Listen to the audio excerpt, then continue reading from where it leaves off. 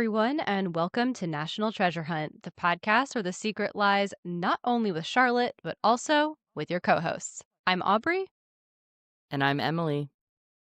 and we are so excited to be delivering to you this, frankly, fairly requested bonus episode between seasons 11 and 12 of our show. I mean, it was requested by us too. Like, you make it sound like other people were the sole ones that wanted it. That's a really good point. We do have a returning guest today who we will reintroduce you to momentarily if you didn't read the title of this episode. Uh, but first, let's just get the business out of the way, shall we, Em? I mean, we need people to come following us in the off season to get ready for season 12.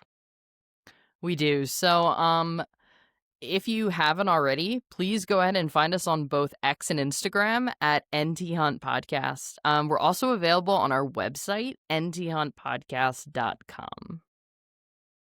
All right. Truly, you guys, you asked and we answered. So our guest today is making his National Treasure Hunt return. It is the one and only Mark Pellegrino, who you know as Agent Johnson in the first National Treasure movie. So exciting! Oh my gosh. Truly become one of our favorite guests that we've ever had. And by the way, if you somehow missed his first appearance on our show, you're going to want to go back and listen to his first interview from July of 2025. So that's, I think, if I'm not mistaken, between episodes 101 and 102 of our show. Sounds right. You would know better than me. Which is really strange considering you're the one who edits the episodes. So I don't know. I guess I keep track of the spreadsheet. So here we are. Yeah, basically. Okay, so the backstory for this episode I think is kind of funny personally because as our National Treasure Hunters will know, Agent Johnson unfortunately does not appear in National Treasure 2 Book of Secrets. So what could we possibly talk to Mark about in this follow-up episode? Believe it or not, Book of Secrets. Okay. So the backstory here, and frankly, I do not remember if this happened on mic or off mic during our first interview with him, but he did share with us that he had never seen National Treasure 2. And we were we had learned in that conversation that he was super into Civil War era history. And we're like, dude, you gotta watch this movie. We want to know your thoughts on it, frankly. So he promised us that he would go watch Book of Secrets and then come back and tell us his thoughts. And that is literally what you're getting today. He kept good on his promise, and we are so thankful he did because, oh boy, it is a rip-roaring good time. And it's definitely a different flavor than our normal actor interviews, right? This is much more of a free-flowing conversation. He's asking us questions almost as much as we're asking him questions. And I thought it was kind of fun doing it that way. It's making me think we need to be like, hey, Antonio Cipriano, go rewatch the first National Treasure movie, even though you weren't in it, and then come talk to us about it. Yeah. Tell us your honest thoughts because as you'll find out, honest thoughts will be given. Oh, yeah. Okay, so speaking of, we're not going to do the typical here's 3 things you're going to get from this episode, but I don't know, Em, how would you summarize the biggest takeaways or the most fun things that you found from this conversation? I mean, honestly, I think the fact that he asked us so many he was checking with us Yeah. to see if the history was true was really validating, but also that just indicates what kind of conversation it was, right? It wasn't just us asking him questions. We did.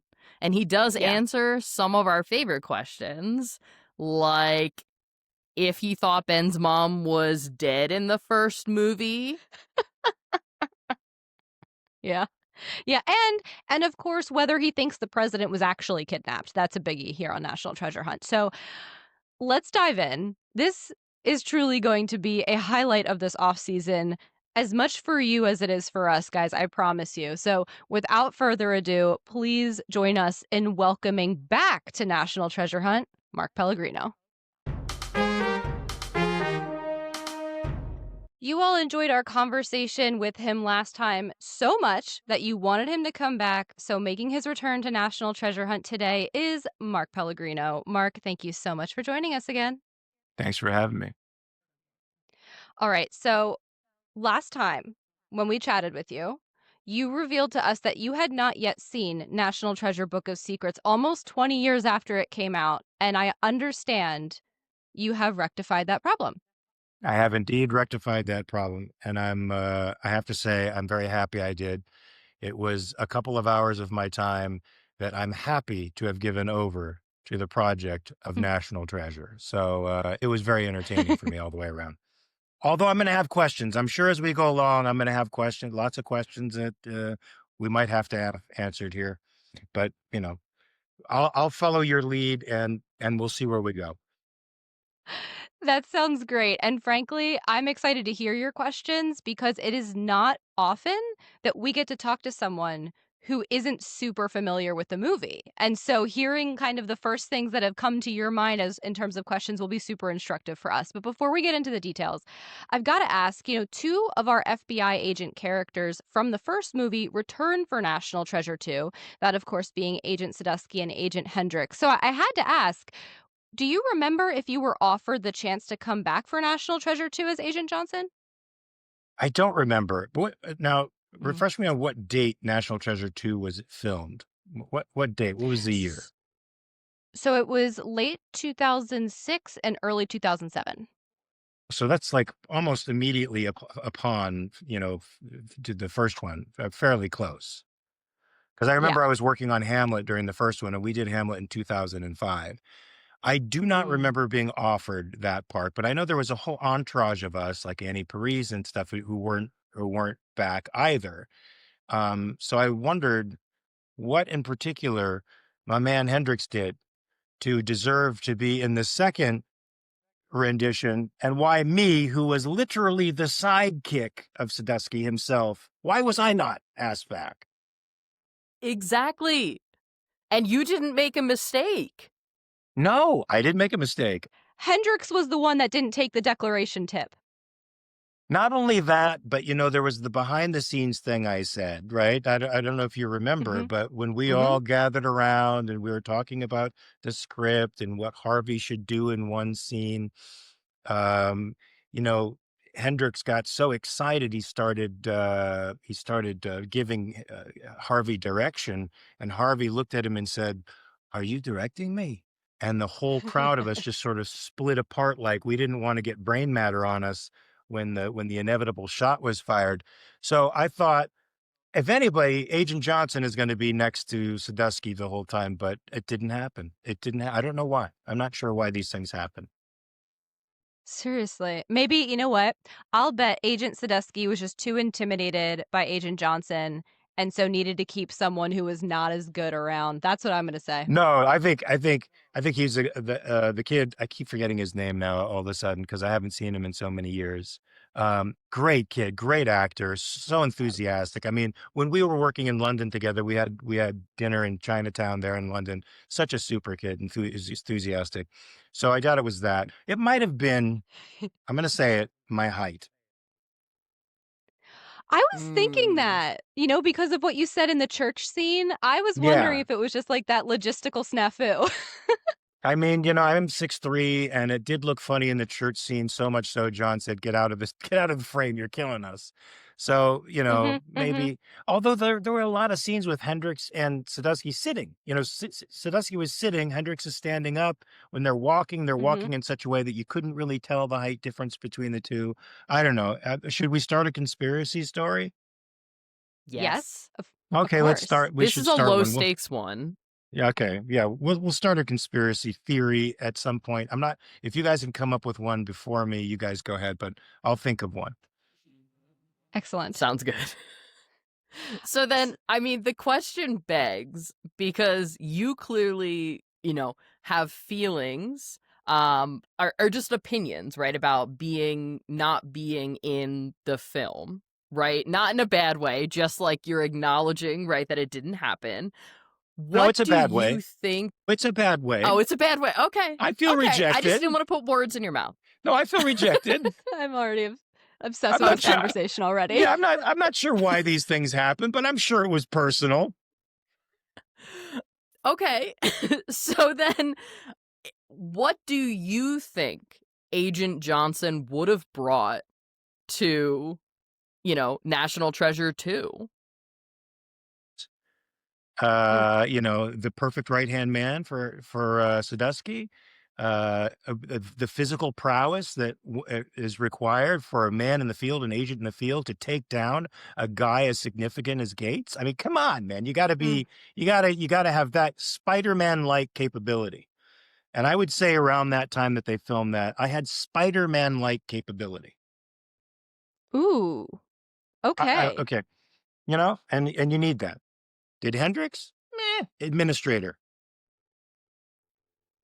Me mere administrator. Oh, shots fired. I love it. We are coming on strong. Okay, so I am really curious to kind of start diving into the movie. We obviously open with our historical backstory. It is the night of President Lincoln's assassination. And then after seeing that take place, we jump to the present day where we learn about our new villain, Mitch Wilkinson, and that he has one of the missing Booth diary pages that seems to indicate that Thomas Gates was a part of the assassination plot. So, I mean, if I remember correctly, you were a big fan of Civil War era history. So, what did you think about using this as the historical backdrop for this movie? First of all, I was very surprised to see the movie starting at the end of the Civil War. So it pulled me right into the movie because it was the last thing I expected. Frankly, I didn't know what to expect. So I was glad that they did the Civil War because literally our country came together over one document and split apart and came together in another era. So it's like Washington and Lincoln are sort of the great bookends of the American story. Mm. And so I was really fascinated to see the connection of Gates and the desire to to to rectify a wrong that had happened. They are, but the fact that they were connected by family to this great historical figure that had significance in the Civil War in the narrative was great, and I love that era too. So I was actually Mhm. I'd been to the Ford Theater, so I was like, first of all, I was asking myself, did they film this in the Ford Theater? That's the one thing I wanted to know. The other thing I wanted to know was, and you're going to answer that in 2 seconds, was I remember that before Booth had killed Lincoln, he had bored a hole Mhm. into the door so that he could actually peek through the door like the creepy little guy that he was to make sure where everybody was situated in the booth before he came in. And that's so sorry for the pun, booth, but before he came into the booth and did his business. But I noticed the door did not have a hole in it. He did not look through it. And the space itself did resemble the Ford Theater, but did they actually film at the Mhm. Ford Theater?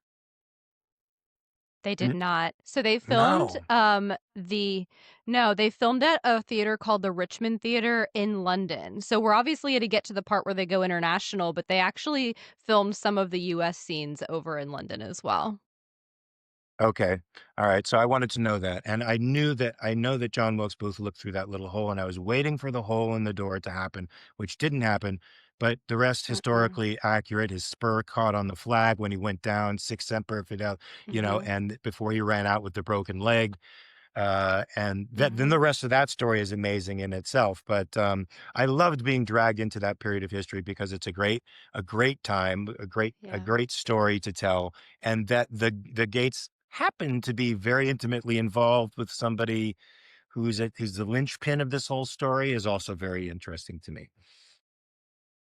I would agree. I've personally always been impressed by the fact that they do a pretty good job of recreating that historical event as we know it. I mean, like you said, the catching the boot on the flag, and he does run out with a limp, right, to get back onto the horse. He hands the horse to Ned Spangler, right, and there's a lot of minute detail there that we really appreciate. Emily, you and I were really excited when we learned that.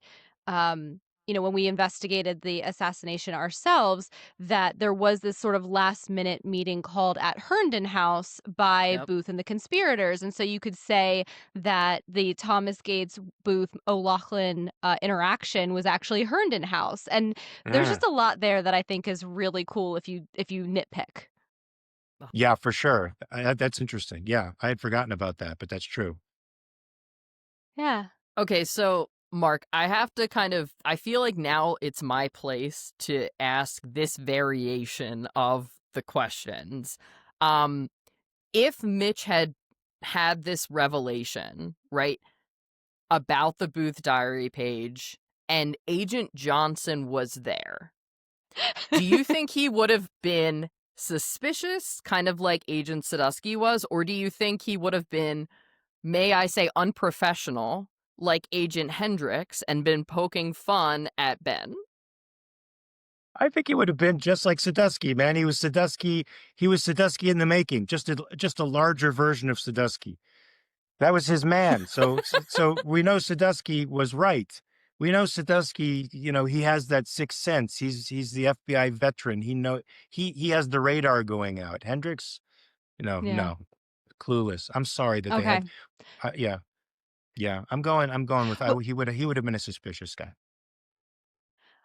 I fully buy into that. And you know what? I'm going to just keep coming up with reasons why Agent Johnson did not appear in this movie.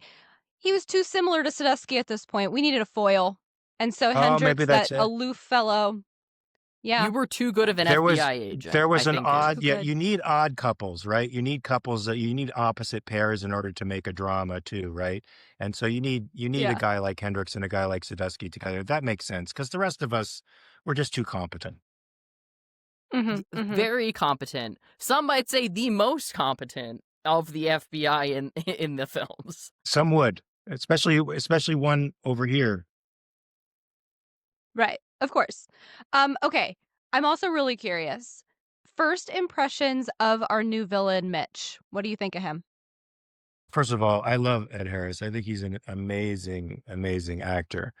Um, And I was definitely curious to see where this defamation was going to go because, clearly that's what it amounts to, right? He's defaming historian, treasure hunter's ancestry, and by that defaming the foundation of the entire family.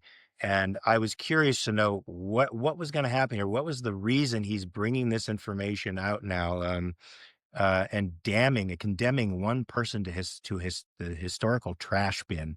It was pretty Mhm. crazy. So I wanted to see where his story would develop because Ed Harris he's got a great knack for playing bad guys and mysterious guys like that in a super intelligent way. You don't really Yeah. know what's up his sleeve, and I was curious to find out what was going on. I wasn't even sure he was the bad guy. I know that's probably very bad of me, but I should have figured Ed Harris coming in the movie, revealing a key piece of evidence. There's something bad. He's a bad guy, but no, I was like, what the is going on here? I want to see why is he doing this?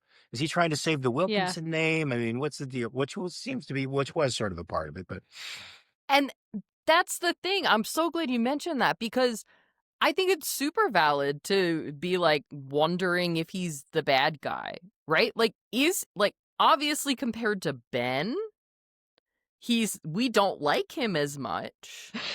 But is he actually like wrong in his motives? I don't know.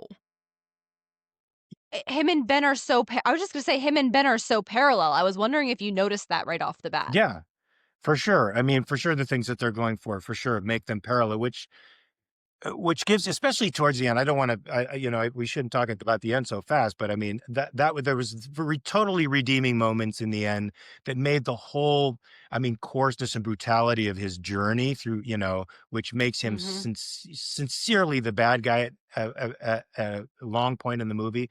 But it's sort of redeemed. He gets redeemed in the end because you find that there's a deeper purpose behind you think it's just greed and gold and all that stuff, but it goes beyond that in a way. So um, I like the dimensionality of it. Yeah, and they are parallel Me characters. too. They're trying to do some sort of the similar thing, but from Yeah. bad angles. Okay, so from this point, Ben needs to basically prove Thomas Gates's innocence by finding this treasure to substantiate Thomas's version of the story. They crack this cipher. They go to the Eiffel Tower. Eiffel Tower leads them to the Resolute desks. They go to Buckingham Palace, find this plank with Native American glyphs on it, but it's only half a plank. We'll get to why the half a plank in a second, but my Wait, initial wait, thought here, I have a question here real quick before you even go on with that. Since they were filming a please. lot, Yes. since they were filming a lot in England, did they film in Buckingham Palace? No, they did not. Oh! Number two question: is the Resolute desk really? Is this Resolute thing really divided into two? Is there a Resolute desk in We England and a Resolute desk in the White House? Go ahead, Okay, this because is I know the White one of my House one. favorites. National Treasure, the story that the movie tells about the HMS Resolute and the Resolute desks is almost 100% accurate, with the exception that there are actually 3 desks made from the ship. Where's the third? And the third one, as I recently told a Secret Service agent on a recent White House tour that I took, literally 2 days ago, is at a whaling museum in Massachusetts. Really? So the second one Yeah, really is in actually. Buckingham Palace. The first one is in the Oval Office, and the other one's in a whaling museum. So the London one is part of the Royal Collection, but it is not typically in Buckingham Palace. It's typically in one of their other like bajillions of spots, So houses. I it don't know. could be, It but could be, like yeah. it isn't typically. Okay. Okay, so I'm sorry I interrupted you in the middle of a question, but I had to know as I was watching it, is this really Buckingham Palace? What a great job. I mean, to design sets like that or to get I places that, know. make you feel like you're actually there. I've been to Buckingham Palace and I thought I was there. Hmm.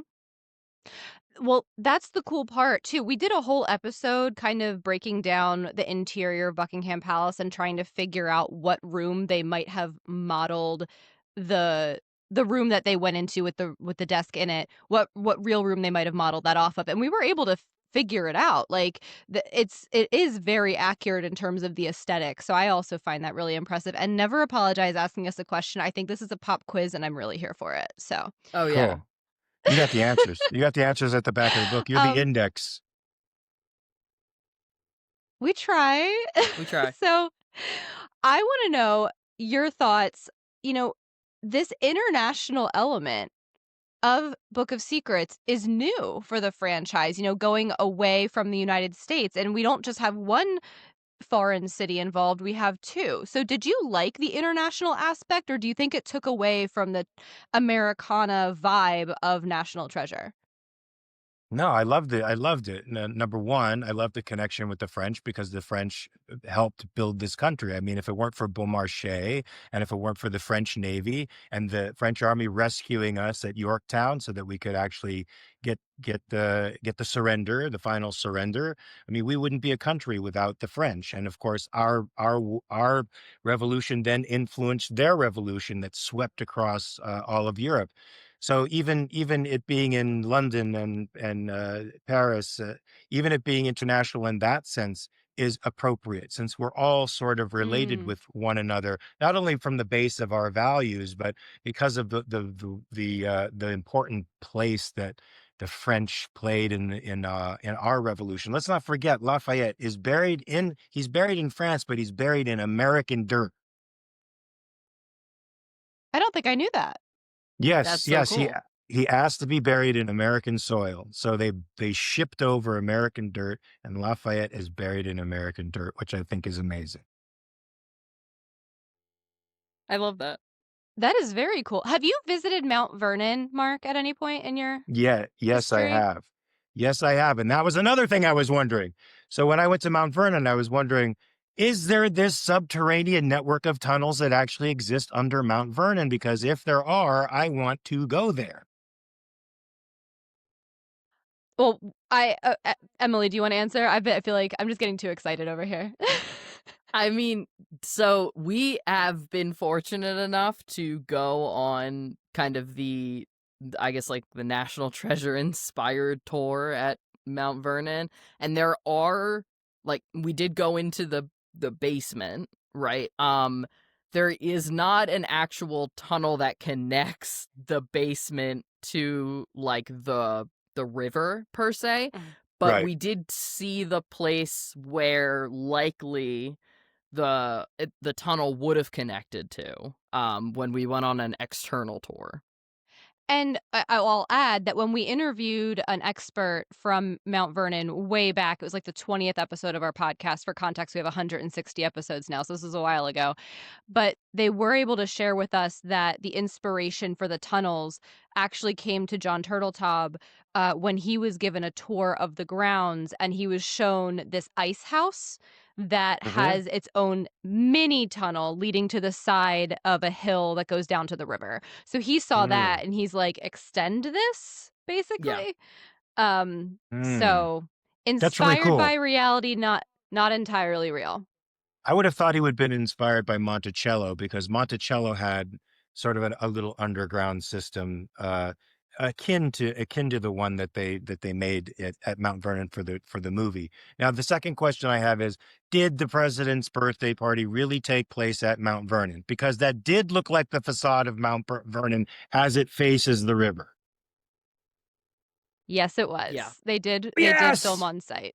Mhm. Yes. They did have to like set up and take the stuff down Every like day. Yeah. every time because people were Yeah, still visiting. sure. So it was a late night shoot, which was obviously fine because it was night, but they added a part to the tour, like to the Mount Vernon tours, where the tour guides would have to kind of explain like, oh yeah, that banner there, or like the poles there are for like a thing that's being filmed, basically. Okay. Wow. I still have Wow. all my pictures from Mount Vernon when I was there in my phone. I loved it. It was such a great trip. Okay, so I'm Very glad cool. that happened. All right. So I was really hoping that that was Yeah. Mount Vernon because I was positive it was Buckingham Palace, and I was positive that was Mount Vernon. I'm one for two. I'm So actually really impressed by your ability to know to recognize the real sites. And I will say, if you thought, I don't know if when you visited Mount Vernon, if you got to tour the basement of the mansion at all, but they were actually allowed to film in the basement. It was just too small for all of the Mm. crew and equipment. So they built a near exact replica of the basement to actually film that part, which it's very impressive. It looks identical. Okay, yeah, I've never been down to the basement. Pretty much everywhere else on the Gotcha. grounds, but never down to the basement. But now that I've seen the movie, I think I'm gonna go down to the basement. You gotta. yes. Now you gotta. Yeah. Um, okay, so we were overseas, we were in Europe. We have to come back to the United States to find this second plank because the glyphs, half of them are missing. And of course, that second plank is supposed to be in the Oval Office Resolute desk. Tell us your impression of everything that happened in terms of the White House scenes, especially as an actor. I feel like this is, from an outsider's perspective, the White House scenes are obviously not filmed at the White House, and so except for, like, outside the gate when they're at the truck later on. Um, Even at the party have you section, had the party even section or that? whatever. Wow. Okay. Yeah, that was filmed on a blue screen, and Oh, so yeah. And so I okay. rewatched it the other day in prep for this interview, and I was specifically looking for that this time, and it does look a little strange if you know to look for it, so I guess it makes sense. Have you ever been in any shows or movies where you were in or around the White House and, like, yeah, that's just a random question I had for you. No, I did do a movie. I'm forgetting the title of it now, but it was based on a book called it was based on the book it was based on a book about the woman who started the DC School of Art. I think it was called A Very Private Woman. I think that's what it was. And Mm. she in the 60s had a relationship with Kennedy that people supposed Mm. was sexual, of course, because it was Kennedy and he was, prolific in that way. And she also introduced him to various uh, drugs like cannabis and apparently psychedelics because she was an artist. And Wow. her story is she winds up dead on the towpath in Georgetown, and people thought there was a conspiracy theory hatched that she died because of her relationship with Kennedy. Once Kennedy gets assassinated, and all the conspiracies start coming around about that, and then Marilyn Monroe, of course, and all the conspiracies about that. This woman they thought had some connection to her death, had some connection, and so we did a movie about that with Gretchen Mol Hmm. playing that character, and I played her husband, a real life guy who was in the CIA. He was, I can't remember his name at the moment, but he was a real, not head of the CIA, but very high up guy in the CIA.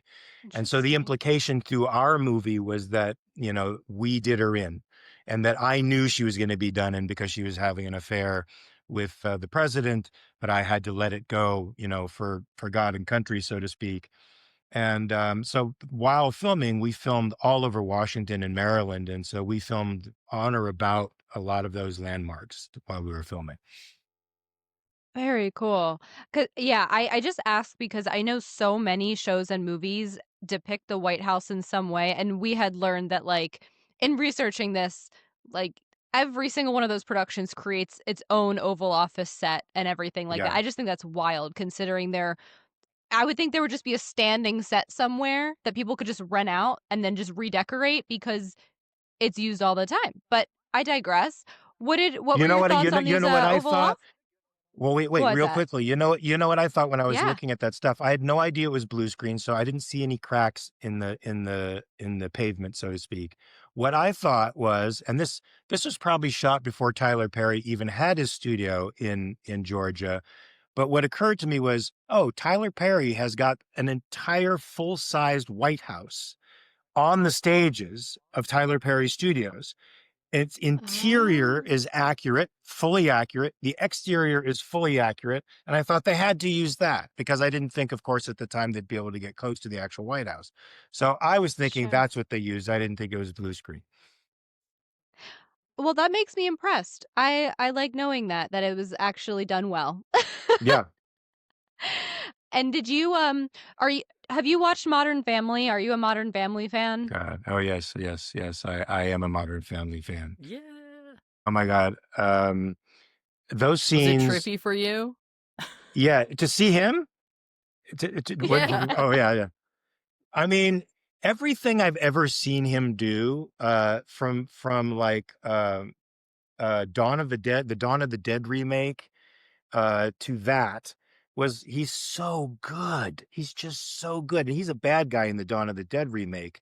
But in this, he's just so I could see how they would cast him as the part that, he eventually plays in Modern Family because he's sort of that Yes. guy. What is it? You're sort of that guy in that moment. It's so taken in by Diane Kruger's character when he takes them I'm going to take you on the private tour of the White House, and then she's able to manipulate him around so that Nicolas Cage can play with the Resolute desk and get the combination, only to find out that a piece of the puzzle is not there. Um So I what's love next to do? Kidnap the Well, president. kidnap the president. Yeah, yeah. not what would occur to me. Not what would occur to me. Well, yeah, I mean, you're Agent Johnson. You're an FBI agent. You wouldn't do that. I'm too by the book. I get, but Sadusky's not really by the book, is he? He's just he's like an intuitive cop who graduated all the way up the ladder. So, but Johnson probably a little bit more by the book. Can't think outside the box the way, Gates can, Sadusky can. Never in a million years would I think about kidnapping the president. And the way he did it was so cool too. I mean, Okay, that's the okay, okay. I'm nicest so kidnapping on the planet. okay. Yes. Yes. Thank Okay, you. there are a couple of things we have to ask you about because we have some ongoing debates here on the podcast and you just unknowingly brought one of them up. Was the president even kidnapped? No, technically not. Thank Technically not. you. He went of This is his own coming from a volition. guy who played an FBI agent. Yes, I yes. Don't listen to my legal advice. I just play a lawyer on TV. But yes, he went willingly. He was like, oh, he's an architect. He loves architecture. He wanted to get into the mysterious part of Mount Vernon. He went on his own accord. I mean, all Mhm. Ben did was just lock the door so that they couldn't get out. so that he could have the nice conversation with him. And it was a perfectly honorable conversation. It was so respectful. Please, this is what I need, Ugh, yada, yada, yada. Just tell me what you think. And here's the way out. Anytime you want to go out, you can go that way. And they were still mhm, going to go mhm. after him. And the president still said, they're going to come after you.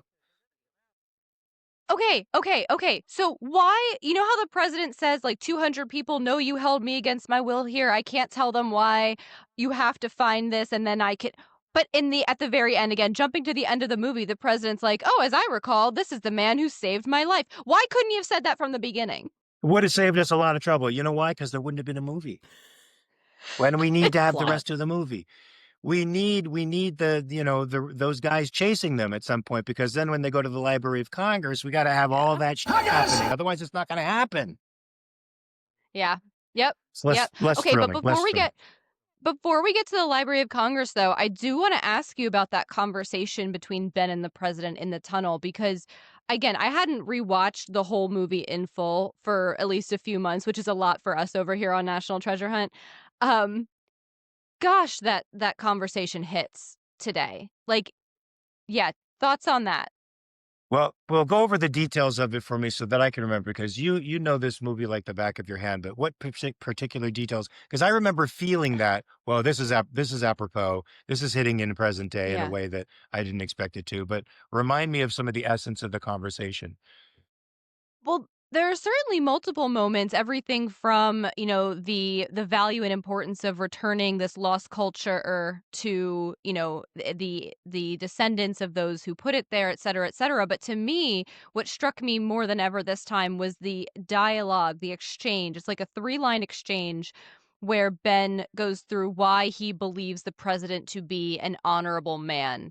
And then the president says, people don't believe that stuff anymore. And then Ben says they want to believe it. Yes. Oh, that was beautiful. I almost cried in that moment, to be honest with you. I almost cried in that moment.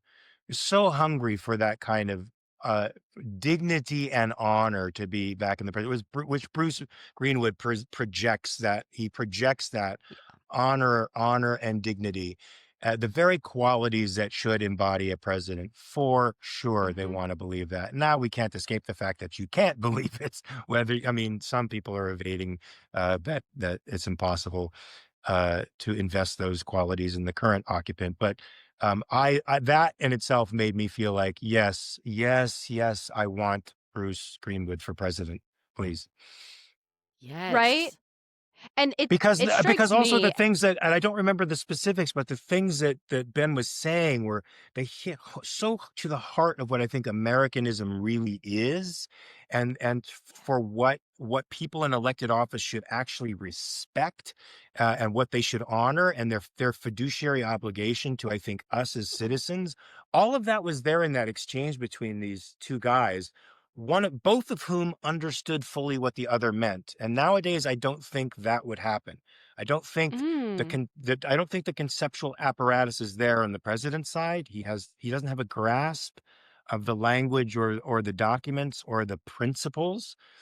And I'm not sure that it exists really in the citizenry at large as much anymore.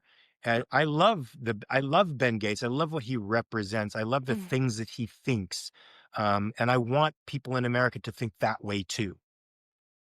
yeah. So we get into less Yes. trouble. It's We it's just a get ourselves real into less trouble.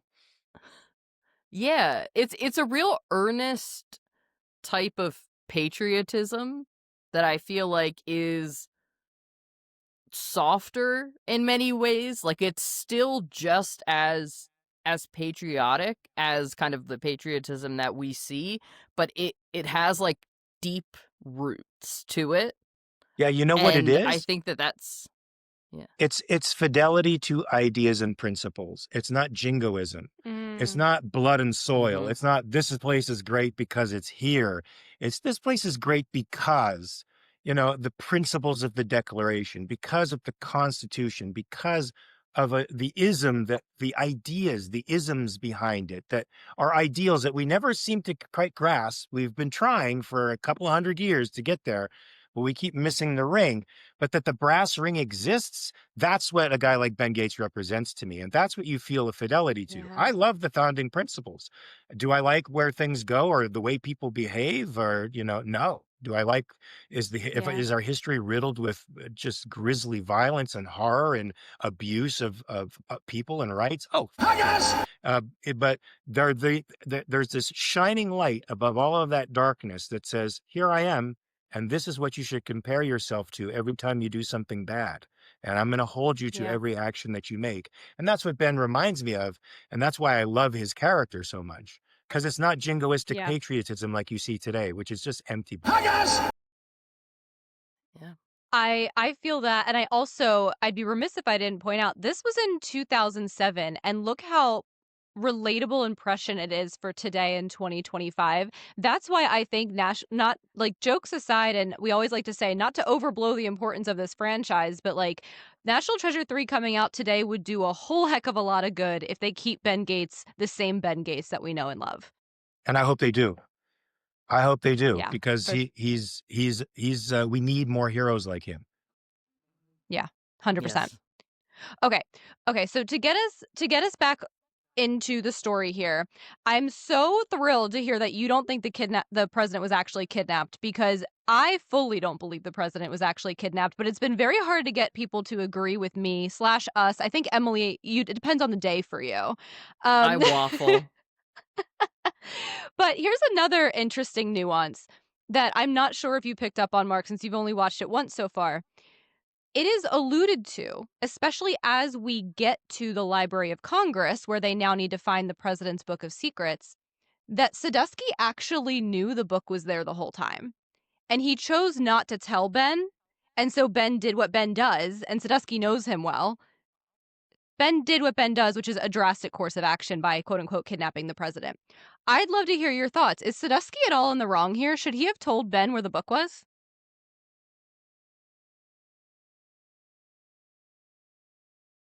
Mm. Now you're putting me in a real tight spot. Um, oh boy. You could tell us I'm whether you're trying answering as Mark or as Agent Or Johnson. I Agent feel like there's Johnson. a distinction there. as Agent Johnson, I would have to say no. I would not tell him Of where the course. Book of Secrets was.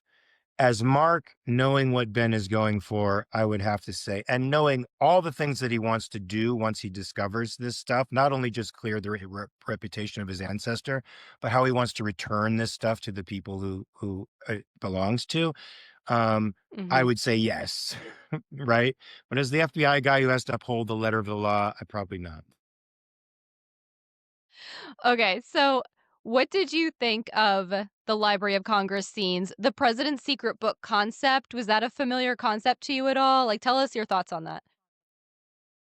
Like, it- I mean, there's tons of conspiracy theories about stuff like this. I love the fact that there's sort of an allusion to this, that they're the answers to everything in this book that is passed down from president to president to president, and everything you ever want to know from Area 51 to the moon landing to all the things that you think are real or you think have been pushed under the rug. Every president knows what that's about, and they have the information. So I love that they play on that mythology of Yeah. government omniscience in a way.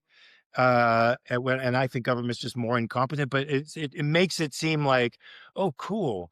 I'm sure because I think to myself, not being a conspiracy guy, I'm like, oh yeah, the president knows what's going on in Area 51, and maybe there is an alien over there that they're dissecting at this very moment. I think most people think there is something like that that exists that is handed down from presidential generation to presidential generation. Hmm. Although I do have to say, I did not have this thought until right now, Mark, and you have pulled it out of me.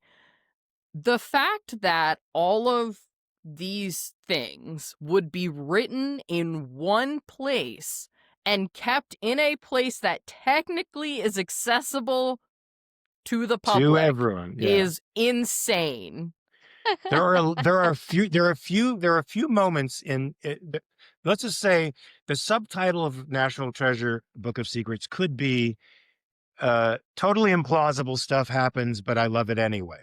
And like that is one of them, right? That this thing is hidden in plain sight. But you think about it, some great things are hidden in plain sight. So it's like as crazy as it Hmm. is, and yeah, and there were times when I'm like, this is absolutely crazy how this is happening, but I like it. I liked it anyway. Mhm. Because it wasn't Mhm. easy to get to. I'm You have to have Ben Gates' ability, which he obviously inherited Yeah. from his Yes. ancestor, to figure out puzzles and shit like that to be able to get to it. Yeah. Mhm. And Emily, you and I, we talk about this normally in terms of the first movie, but it is a theme of National Treasure to Yeah. hide clues in plain sight. And this is, we haven't talked about it in this way before, but this is a really good example of that, right? In a way, it's information that people could one of the curators or the librarians could stumble upon if they're taking care of the special collection section. It is right there in this massive library. And Mark, if you were going to ask, almost all of the Library of Congress scenes were filmed at the library.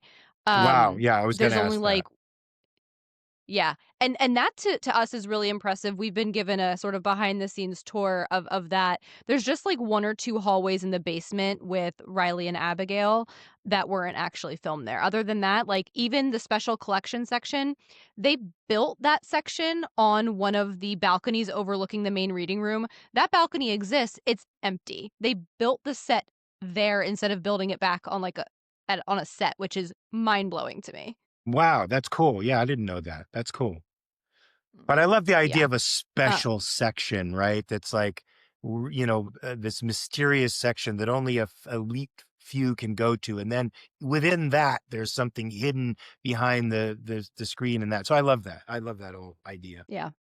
Okay, so once we find the president's secret book, um, that indicates that basically Mount Rushmore was built to cover up the path leading to the treasure, which is the City of Gold. Now, in my personal opinion, and we can talk about this near the end as like sort of a summation if you're interested, especially as someone who's, in the industry. There's Mhm. definitely a difference in the first half of the movie versus the second half of the movie in terms of how well all the puzzle pieces fit together, in my opinion.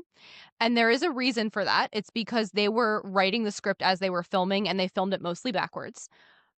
But we can talk about that. So that leads me to my question. There is this really big, convoluted exposition we get from Ben reading the entries in the book that explains why we're going to the Black Hills. I was wondering, as an actor, watching, especially once they go from the book to the Black Hills, can you tell the disjointedness with which this was being written and filmed? Or is that just something we see because we've watched it so many times? I think you see it because you've watched it so many times. For me, it's typical to shoot out of Okay. order, and sometimes you shoot the end of something before you even know what you've done in the scene previous. I just had that experience on a show that I just did where I shot one scene that happens after another first.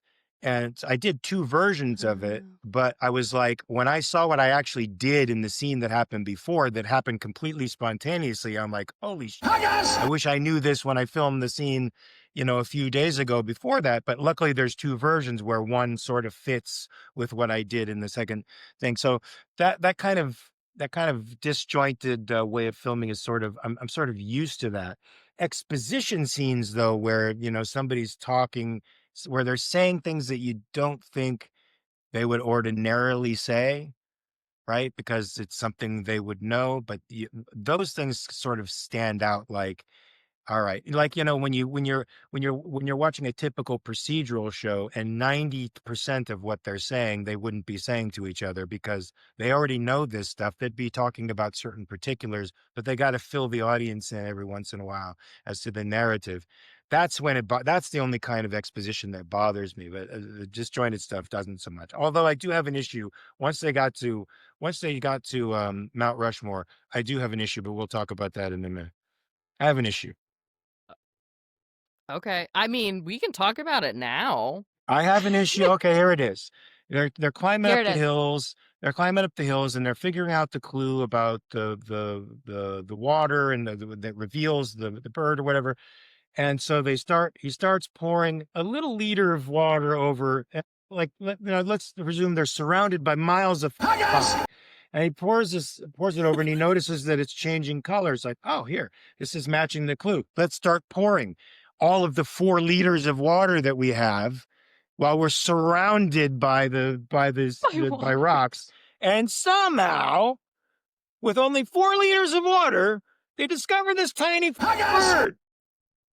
Now that Yeah, that it's they stuff do. like that okay, it's stuff like that where I'm like, okay, the one of the things that I love about a show like this is like I get to see people doing the impossible. That's why I like James Bond, for example. I love to see people doing impossible shit. And it's like, this is impossible shit. Like you literally cannot find this clue with 4 quarts of water. You have to take a truck with a big spray thing and Yeah. spray across about 100 yards of rock and go, oh, there's that eagle. But they somehow manage to get right there, and it happens to be a key to put your hand into. Yeah, those are they're convenient. It's a little convenient, but I'm still Yeah. going with it. Would you believe me if I said we have somewhat a slight answer to that? Okay. Yes. No, I believe everything you say because you are experts on this. So So tell me how this is the plausible. I with 4 bottles of water, I still agree that you need some luck because each of those boulders is significant in size. However, if you're thinking about the fact that all of the whole lake is surrounded by these boulders, how did they just happen upon the right one to start this search when they have such little water to work with? There's a clue cut out of the movie. What? This is yeah. Yeah. There's a lot cut out of the movie, There's a Mark. Yeah, lot. but So how this do is they expect me to believe the 4 quarts of water if they leave out that clue? because they don't think I that you're feel going like to it's think the about it. smaller of the plot holes. Okay. Well, okay, so here's what happens is basically like we said, they are writing the script as they're filming, and they're largely filming these end Mount Rushmore Sylvan Lake scenes first. They end up actually filming almost a slightly different version of the ending because of this, because they don't know what direction things are going. Wow. And there, if you're interested, you can actually find a bunch of these deleted scenes on YouTube. They're there. You can see them. It's great. However, their script was still too long in the end, and so they had to just start chopping out little scenes. There is a clue that basically would have taken them to Cougar Peak or Cougar Mm-hmm. Point. It's Cougar Point, Harvey's Peak.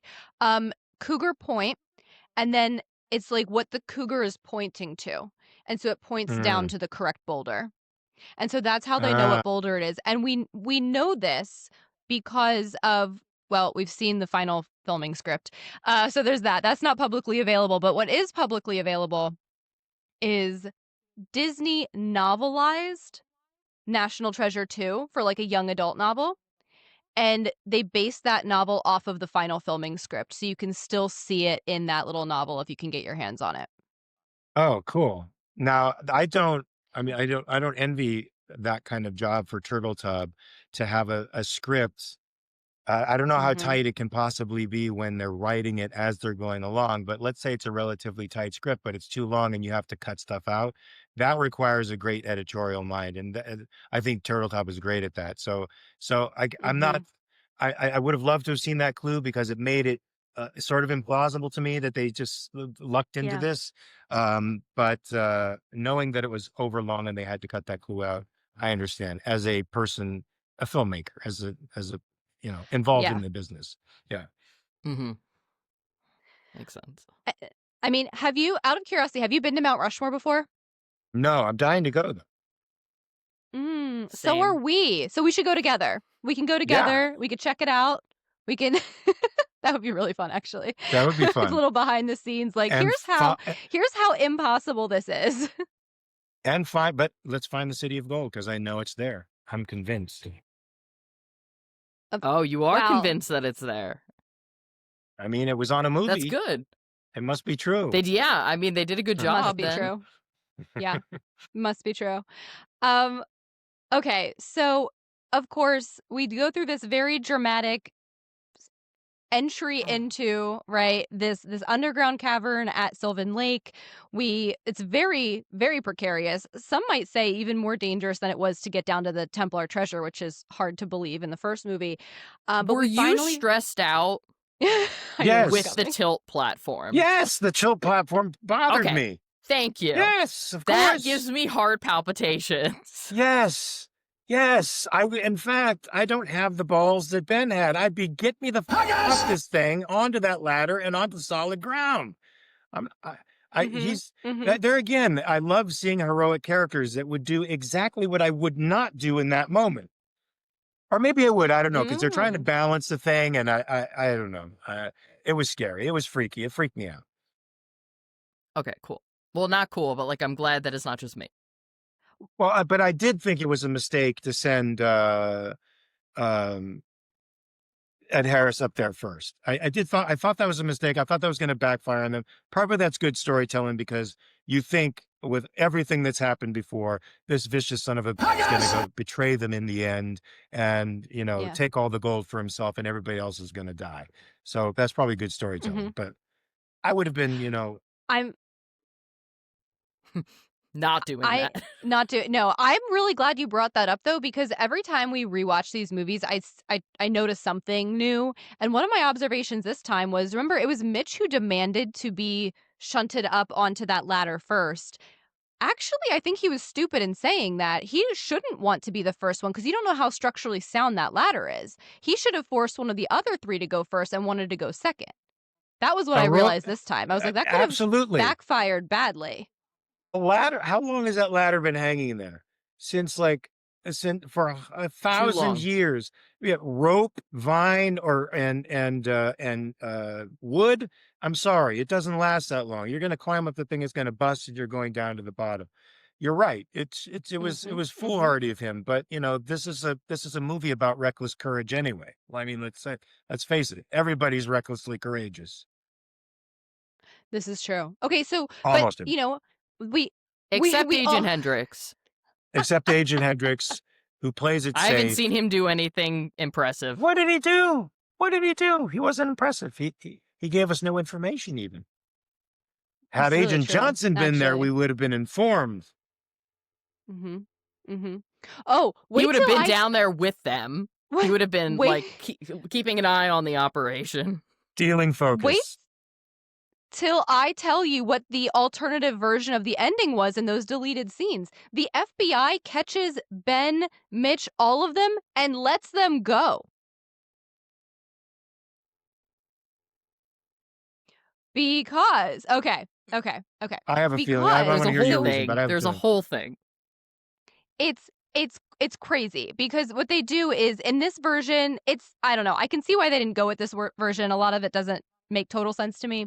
But basically, Mitch had kidnapped Dr. Helen Mirren, Emily Appleton, and Ben decides to free his mom. He needs to turn himself in to the FBI so that the FBI can also arrest Mitch. And then when the FBI comes and arrests them all, and Dr. Helen Mirren is freed, we call her that on the show. Sorry. Um, they're the his mom is freed. Ben and Mitch are in custody, and then Ben goes, "Hey, Agent Sadusky, you know that secret book that you totally can't lose? I didn't just look at it; I stole it, and I will only tell you where it is if you let me and Mitch go, so we can go find this treasure." But Hmm. spoiler alert, plot twist: he didn't actually steal it. He tells so they let him go. So he tells Sadusky to go to Harney's Peak, also at Mount Rushmore. Sadusky and Hendrix and them go to the peak. They find where the book is. They unwrap it. It's not the president's secret book. It's a copy of Riley's book all along.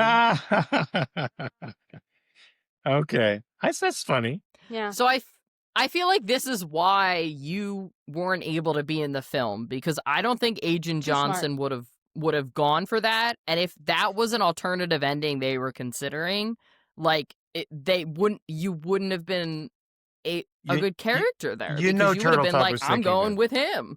You know Turtle Top was thinking that. Yeah, Pellegrino, Agent Johnson, he's Totally. not gonna go for this. Hendricks? Yeah. Um, That's incredible. Um, but we do, of course, end up finding the City of Gold.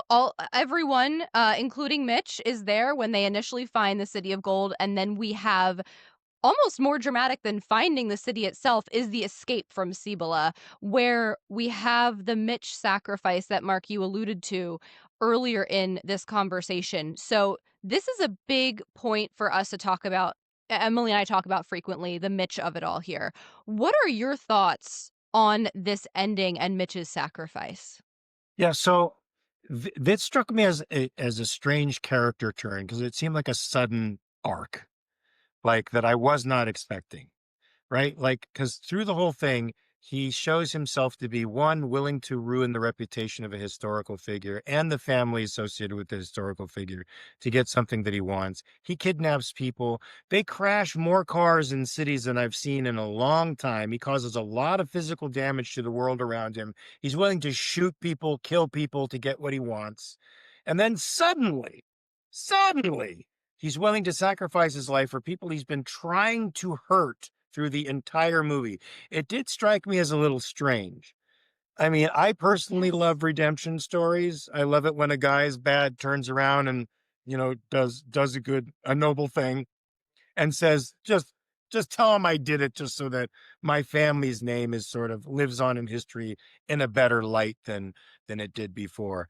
I just didn't it didn't ring like it rang like it was a sort of a skin graft. You know what I mean? It just there was Mhm. something alien about it. Yeah, I feel that really strongly because I'm getting the feeling the answer is no to this, but do you think that this actually did redeem Mitch or that it was like a noble way for him to be redeemed?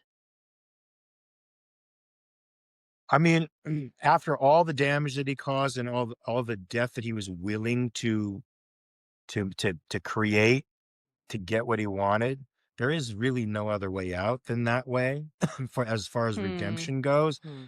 It's like Hitler. How can Hitler redeem himself? Well, he can't. He could kill himself. That's about it. And he was so bad, though. He was so bad and ruthless that I just don't see a ruthless I saw fangs the whole time. Now, granted, it's Ed Harris doing the fangs, so it's complicated and interesting and cool. But it's like, where did this sudden turnaround come from? You have nothing but Yeah. animosity in you, and nothing but it seems like greed animating you. Now I suddenly find out there's something else going on. I don't know. It was disturbing. Um, so my answer to you is, there is no other way for a guy like that to redeem himself but to make that sacrifice. But at the same time, it doesn't Mhm. feel narratively correct. It doesn't feel Mhm. consistent. So I fully agree. We've talked about the suddenness of Mitch's actions so many times. It's still there's I can't think of a way to interpret Mitch's actions so that it doesn't feel sudden. If I'm remembering correctly, and when we talked to either the Wibbs or John about this in particular, they I think said, if I'm remembering correctly, that Mitch's goal the entire time was basically for his family name to be in the history book. And he realizes in this moment that the only way to accomplish his goal is to sacrifice himself because someone has to stay behind. He isn't the only one who discovered Cibola here, but if he discovers Cibola and he sacrifices himself and he knows he's working with a noble counterpart in Ben, and Ben will like live up to sharing his part in this. I think that's what they said, which, like, yeah, I guess, but it is very sudden, especially because 5 seconds ago, he was still demanding to be let out of the room first. yeah, I mean, I get it. That makes sense. It all makes sense, and that's what I assumed, but it still struck me as, Yeah. artificial, almost like a cold water slap in the face. It was like, Yeah. "What?" Yeah, Yeah. so And that gets me to a related question, and this is a nuance that we only started picking up on in recent years. When Ben meets the president again in that airplane hangar and, you know, the president says, "All 3 of you and Emily and Patrick will get credit for this," and Ben says, "And Mitch Wilkinson." There's this very nuanced exchange that I think is actually really significant when, the president says, "Is that right?" And Ben says, "It's true." And I think there's a Mm, value judgment there yeah. where Ben didn't say yes to me, implicating that, like, no, it's not right. It's not morally or ethically right that Mitch gets credit for this, right? And you could make the argument because of everything you said, everything you accurately pointed out that Mitch did that was horrific throughout the movie, and presumably throughout his life because he is this black market antiquities dealer, assassin, etc. But it is true that he was there and he sacrificed himself. So I guess there's that. That's a great distinction. Yeah, that is a great distinction. And again, it shows how cool this character is. I love this character. Yes, I Yeah. fully agree. All right, so I know we have been on here with you for quite a while, and we've got to let you go, but maybe a few quick wrap up points here. From your perspective, as someone who was in the first movie and now hopefully appreciates the second, what do you think are the biggest differences or departures, if any, from the first movie in this sequel? Boy, that's a good question because I didn't review the first movie, and it's been so long since I read the script. So it's really hard for me to get some departures, but this is just sort of an intuitive sense, so I may be getting this completely wrong, but I remember as Sure. fantastical as things were in the first one, it was so tighter. It was like a tighter, the fantastical stuff that never made me pause and think, like, like Mitch's sacrifice made me pause and go, this seems out of character. Mhm. I never felt any of those moments where something is missing in the story that could be Yeah. explained. It's logical, but in this, there's a sense of illogic to it in the moment that sort of takes me out of it. Um, and Yeah. yeah, yeah. So I mean, that's and you alluded to like one of the plot holes. So maybe I think the other one, I don't think they were writing on the fly as they were going along. If I remember it being a finished script. Now, of course, John is working with it as he's going, and doing a lot of creative stuff with it. But it's not being written on the fly. And when you do that kind of Right. stuff, you're going to have a looser version of something, the structure isn't going to be as sound, and you can sort of feel that in this version. Even though it's a fun ride, it's like you're sort of on Yeah. a wooden roller coaster, and you know how rough the roller coaster ride is, super fun, Oh, but yeah. you're getting pounded around in it a bit. That's what it feels Mhm. like. Whereas, going on the first ride, it's like Space Mountain, something fast and slick and, not bumpy. Yeah. Yeah. And plus, it had Agent Johnson. It had Agent Johnson in the first one. True. Major That's true. significant. I Yeah. So then I'm assuming, your least favorite part of Book of Secrets is the fact that Agent Johnson wasn't there. But what would you say was your favorite part? Harvey Keitel's wardrobe. He dressed like a mob boss. I don't know why he dressed like that with the ring and the hair all out of. So I was like, he's looking like he's in Goodfellas, and he's in the Book Wait, of It's that's because he so didn't Secrets. have funny. you. It's because he didn't have It's me to true. straighten him out. Because Agent Mhm. Yeah, you Johnson's weren't keeping like, him in line. he's like, look, so Dusty, this tie doesn't work. You have to go. If you want success, you got to do this. And he's dressing him for it. Um, wait, what was the question again? You totally got What was your what was your favorite part? of this movie. Yeah. Yes. Yeah. I l- I love the dynamics between all the characters, and I loved Mm. seeing the dynamic between Helen Mirren and John Voight too, and their Mhm. relationship, which I was hoping, of course, they'd end up kissing in the end, which is like, yay, I'm glad they did, because I'm a hopeless romantic that way. And I love um, the tech wizard character. Riley. Riley, yes, is on the. I love his character. He's so funny. He is so funny. He's so understated, and I mean, it's a big movie, right? And guys like Nicolas Yeah. Cage, they're big. They have this stature as an actor that's big, and he's such a subtle, understated comedic force in it, but so perfect for the part. I liked him even better in this one than I did in the first one, and I loved him in the first one. Yeah. So I thought he was Oh, Yeah. nice. particularly funny in this, especially that that the IRS just ended up taking him for everything that he had. Nobody reads his book. I mean, you just feel for the Mhm. guy. He's like the Save the Cat. Yeah. I don't know if you know the Save the Cat thing for Mhm. writing scripts, but he's that guy. You just want to pick him up and go, come here, baby. Everything's going to be okay, boo boo. Yeah. And he's got such a great sense of humor, and he's a perfect balance to Nicolas Cage. I think Nicolas Cage's character. And I like the dynamic between Kruger and Cage, and the fact that they were in a rift and that they had to bring that together. There were a lot of great love triangles and stuff, like a lot of love geometrics in there that I really liked. I love, no pun intended, that you are into the love stories because that's something I'm into. And you mentioned like Helen Mirren's character. And so I have to ask, as someone who was in the first film, were you surprised when you watched the second film to learn that Ben's mother was alive? Yes, I'm so glad you asked this. yes, Yeah. Thank yes, you. Okay. You thought she was dead? yes. Okay. Oh my god. I'm so glad you asked that, Em. It's the I way was like, that John Voight delivers the line in the first film of like for however long we had her. yes, yes. There's that, and then yeah. So, but given the nature of the relationship, you can assume that in a sense, it is dead. The relationship is dead.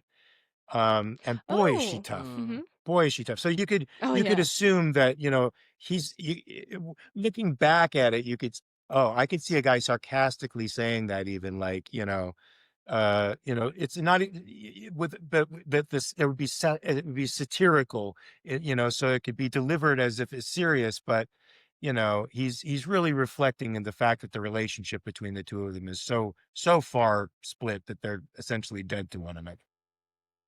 Mhm. Mhm. Mhm. Okay, I'm really glad we honestly, this whole conversation has been not only so fun, but also has really validated a lot of our personal feelings, so thank you for that.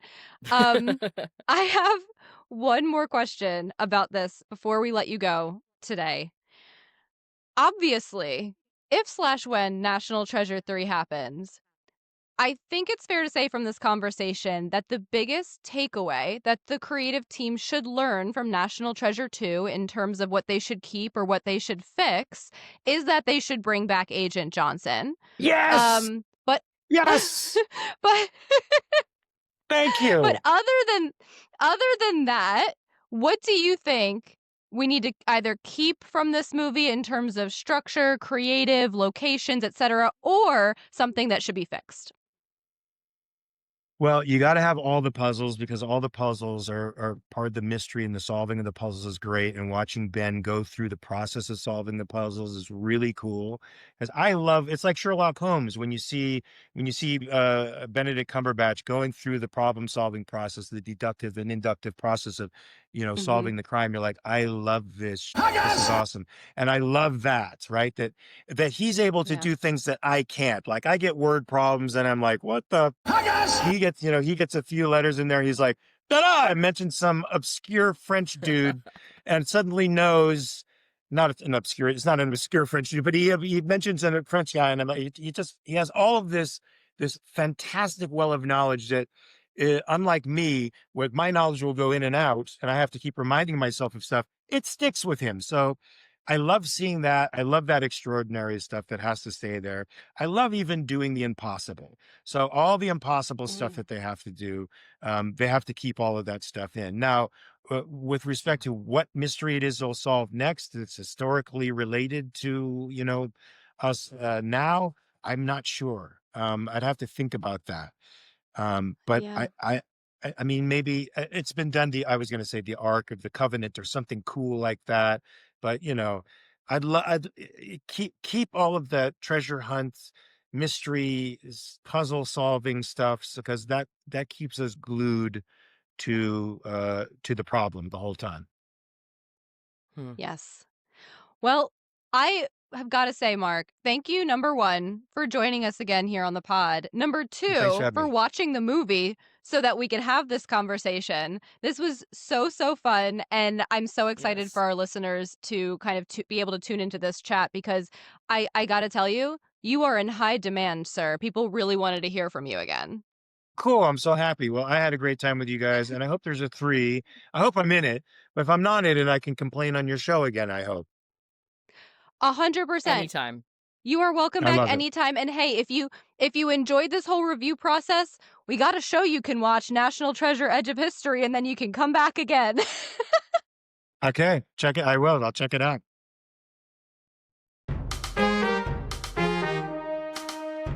So yeah, we didn't disappoint, I don't think. I think that was pretty good. I hope we didn't disappoint, and if we did, are you in the right place? Okay, touche. That's a really good point. I don't know. I really feel like we're onto something here in terms of bringing actors on to talk about movies that they were not in. Like truly. Um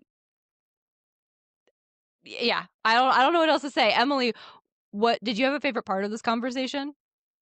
Oh, yeah. I think it was the running joke slash firm conclusion that Agent Johnson just clearly wasn't in National Treasure 2 because he would have Mhm. been way too competent and too good at his Mhm. job.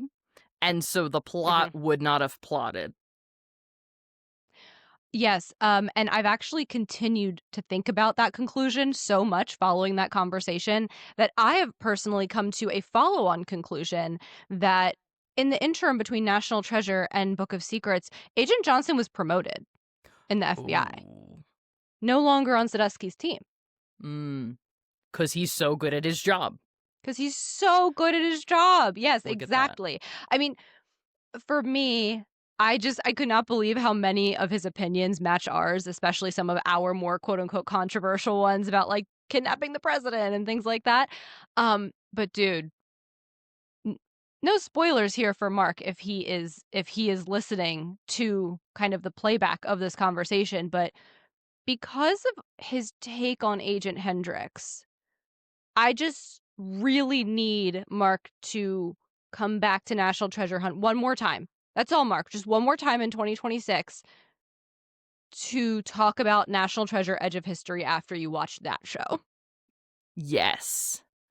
I'm scared to say more, but yes. I know. I know. But okay. But here's the thing National Treasure Hunters know why we are just like, ah! Yeah. Y'all can imagine it will be chaotic in the best possible way. Oh my God. I literally can't wait. So cross your fingers that we can make that happen, you guys. And in the meantime, thank you once again to Mark Pellegrino for joining us for this over an hour long conversation. On top of the fact that he committed another 2 hours to, watching the movie to then have the conversation with us, we really couldn't be more grateful. And we really hope you enjoyed it. Yes, and to let us know how much you enjoyed it, go ahead and find us on both X and Instagram at NT Hunt Podcast. And finally, you guys are going to have to stay tuned for season 12 of National Treasure Hunt, which is coming in January of 2026. And we might even have one or two other things coming for you this off season. So just like stay plugged into your audio podcast platform. And spoiler alert, if you're watching this on YouTube, you know this already. But we're also now on YouTube, and you're going to get into a little bit more of that when we start the new season. But just like stay plugged into your audio and video channels. You're welcome. Thank you. All of the above. But until next time, I'm Aubrey, And I'm Emily. and thank you so much for joining us on our National Treasure Hunt.